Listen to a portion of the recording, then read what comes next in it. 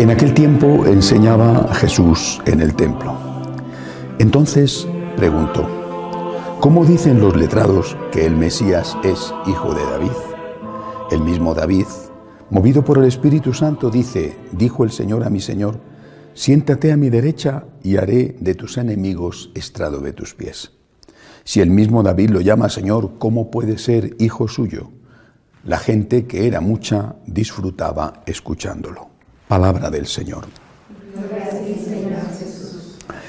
Los judíos dicen que lo importante no es una buena respuesta, sino una buena pregunta. Tienen, de hecho, fama de ser grandes polemistas, y no digo en el sentido complicado de gente que complica la vida y que está, sino en el sentido de gente que sabe discutir, que sabe argumentar, que sabe hacer preguntas y después respuestas a las preguntas y nuevas preguntas. Es realmente un pueblo interesante.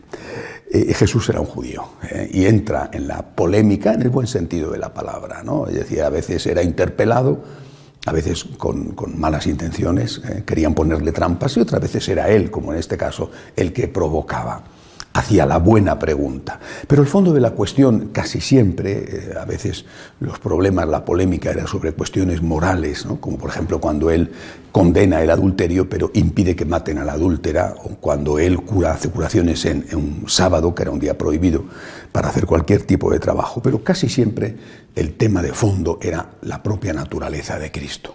Jesús, verdadero hombre, era evidente, pero también verdadero Dios, eso no era evidente. Leíamos nosotros en los laudes, si no recuerdo mal, de ayer, un fragmento de la carta a los hebreos, donde dice el autor, que durante mucho tiempo esa carta se atribuyó a San Pablo y no se sabe muy bien quién es el que la escribió, pero es palabra de Dios, dice que Cristo pone el ejemplo del sumo sacerdote que entra en el Sancta Sanctorum a través de la cortina. Dice que la carne de Cristo es la cortina. Hay que atravesar la carne para entrar en lo que va más allá de la carne. Es decir, el cuerpo de Cristo era una cortina. Una cortina tapa algo, oculta algo. Hay algo detrás de la cortina, lo que sea. Hay algo detrás de la cortina. La carne de Cristo, el cuerpo de Cristo era la cortina. Tú veías el cuerpo y veías el hombre. El hombre que veías, que tocabas, que escuchabas, que abrazabas, el hombre. Pero esta cortina podía impedirnos ver lo que había más allá, la divinidad. Lo mismo pasa con la Eucaristía, pero sobre esto hablaré ya dentro de 2 semanas, que es el Corpus Christi.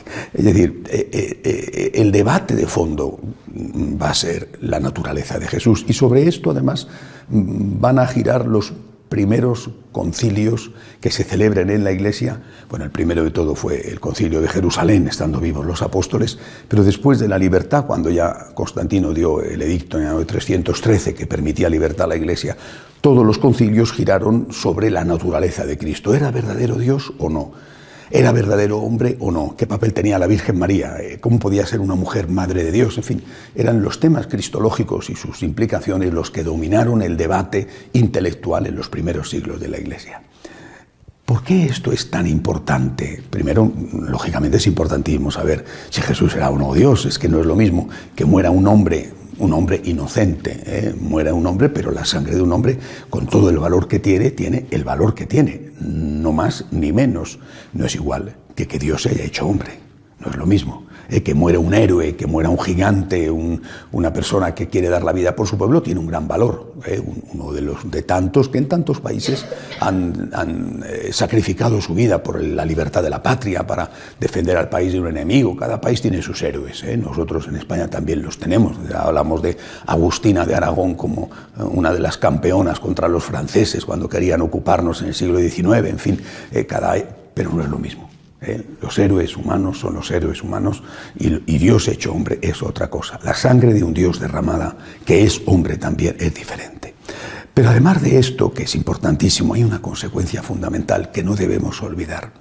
Si Jesús es un hombre, solo un hombre, mejor dicho, porque un hombre sí que es, si Jesús es solo un hombre, sus enseñanzas son las enseñanzas de un hombre. Las enseñanzas de un hombre, por listo, sabio, importante que sea, son siempre necesariamente revisables. y tienen que ser revisadas a la luz del tiempo presente. Es decir, ¿a qué este nos enseñó esto? Sí, pero usted en aquella época, ese hombre estaba sometido a su cultura.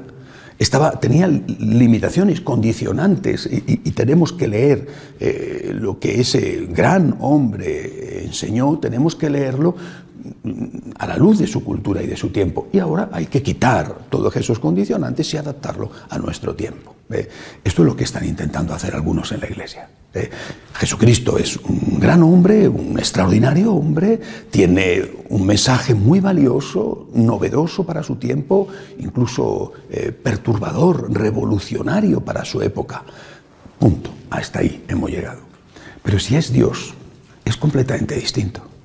Es decir, si Jesucristo, además de ser un hombre, es Dios, su mensaje no pasará nunca, ni puede ser tocado, ni puede ser modificado absolutamente por nadie. Esta semana el prefecto de Doctrina de la Fe, cardenal Miller, hacía unas declaraciones que algunos han dicho, uy, se ha metido de nuevo en líos. Yo no lo creo. Hacía unas declaraciones de sentido común, diciendo Jesucristo es Jesucristo, el Mesías, y el Papa es el vicario de Jesucristo. Es decir, el Papa no es Jesucristo, es el vicario de Jesucristo. No me parece que por hacer esas declaraciones tan obvias haya que pedir la cabeza del cardenal Miller, entre otras cosas porque estoy totalmente convencido de que el Papa está de acuerdo con ellas. No me imagino yo al Santo Padre, ni a este ni a ninguno, diciendo soy más que Jesucristo. ¿A dónde hemos llegado? Ni este ni ninguno, ni en el pasado ni en el futuro. Son cosas obvias. Jesucristo es Jesucristo. Solo Él es Jesucristo, es decir, solo Él es Dios. Los demás somos hombres, grandes hombres, medianos, mediocres o malísimos. Somos seres humanos. Jesucristo es Dios. Y repito, todo el debate se gira en torno a esto. Hasta tal punto esto es importante que Jesucristo muere por esto. Es decir, si recordáis el último juicio a Jesús, cuando ya le han cogido preso, cuando ya le tienen los sacerdotes, lo que llamaban el Sanedrín, es decir, los líderes de los sacerdotes y los fariseos judíos, traen testigos falsos, etcétera, nada. Es decir, no le acusan, no logran acusarle de ningún tema moral, aunque había testigos falsos. Y a la cuestión de si él cura en sábado o no cura en sábado queda reducida, la cuestión es, ¿tú eres Dios o no eres Dios? Y se lo preguntan, dínoslo abiertamente, le dicen en el juicio. ¿Tú eres el Hijo de Dios o no? Dínoslo abiertamente. Él contesta con aquella manera judía de responder, tú lo has dicho. Y entonces dan esa respuesta como una afirmación.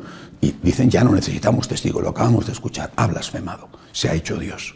Se ha presentado como Dios. Es decir, esto era tan importante que Jesús acepta la muerte por esto. Y podía haber dicho, hombre, no hay que exagerar, yo soy un enviado, uno de tantos profetas como ha habido y habrá, ¿no? Y decir, bueno, no, yo soy Dios, soy Dios. Y eso significa que lo que yo he hecho y lo que yo he enseñado no se puede tocar. Naturalmente por aquellos que son creyentes en Él. El que no es creyente en Él, pues le tendrá solo por un gran hombre. Si es que llegan algunos a tenerle por un gran hombre, ¿verdad? Pero el que es creyente en Él confiesa su humanidad, es decir, abre la cortina para entrar detrás de la cortina. La cortina es la humanidad. Abre la cortina, corre la cortina y entra de lo que hay detrás, la divinidad, con todas las consecuencias que creer en esa divinidad tiene. Jesucristo es Dios. Nosotros creemos en las enseñanzas de Jesucristo y esto no lo puede cambiar nadie. De pie, por favor.